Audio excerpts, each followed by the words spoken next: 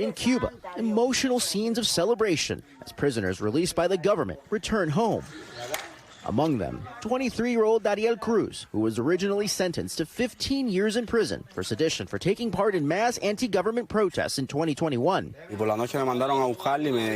At night, they came to get me and called my mom, saying that I was free. That's it, he said. And how did that make you feel? How do you think I feel coming out of hell, being with my family and son? I feel calm, I feel happy, and I'm behaving so well I can move forward, he said.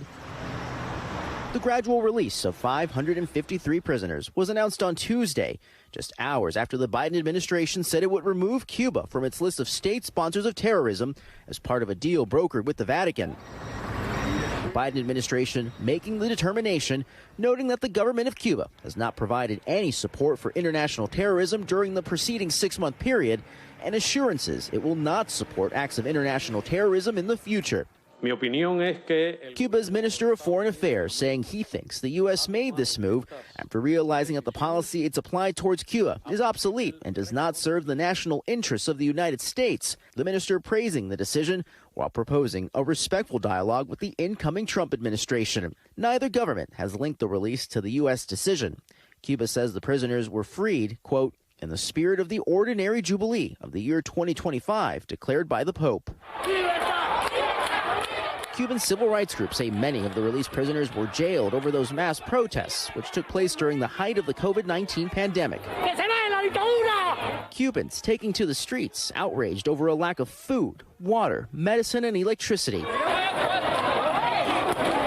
Public demonstrations not seen since Fidel Castro took power. At the time, Cuba's government blaming U.S. sanctions for its economic crisis. Where is the not-so-good thing, if you will? I'm still scratching my head as to how this worked out. Pedro Freire, chair of Ackerman's International Practice, which provides legal counsel to U.S.-based companies affected by the embargo, questions the timing of the Biden administration's decision and if it will hold when President-elect Trump takes office in just a few days. Why did this happen at this time? What the U.S.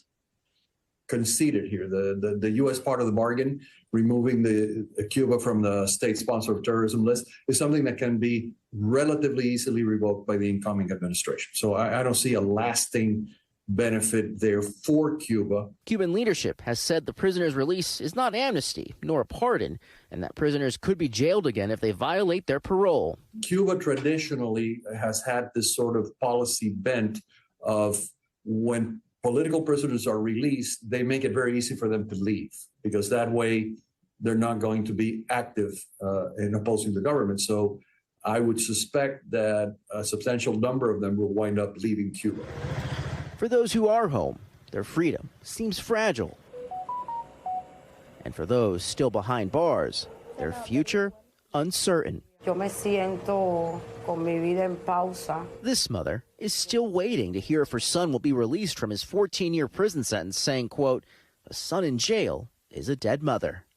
George Solis joins us tonight from Miami. And George, I think we have to, highlight 2 points. One, you brought up there in your story. These prisoners released by Cuba are on parole, right? So that communist government can easily rearrest them, throw them into jail cells. And then you have the incoming Secretary of State, likely to be Marco Rubio, who said yesterday on Capitol Hill he believes Cuba is a state sponsor of terrorism. Yeah, that's right, Tom. And on that first point, what we are likely to see is a lot of those political prisoners maybe even flee Cuba to avoid being put back in any of those jail cells. And you're right. Senator Marco Rubio, a son of Cuban immigrants, obviously a hardliner when it comes to Cuba, already noting that he believes that Cuba will go back on that list of nations that sponsor terrorism, also indicating during those confirmation hearings the current Biden administration and anything that they've done here in the last 12 to 18 hours doesn't mean it's a indicator of what the incoming Trump administration will do. So we're likely to see some action fairly quickly upon his confirmation. Tom. George Solis tonight covering everything coming out of Cuba tonight for us from Miami. George, we appreciate that. Thanks for watching. Stay updated about breaking news and top stories on the NBC News app or follow us on social media.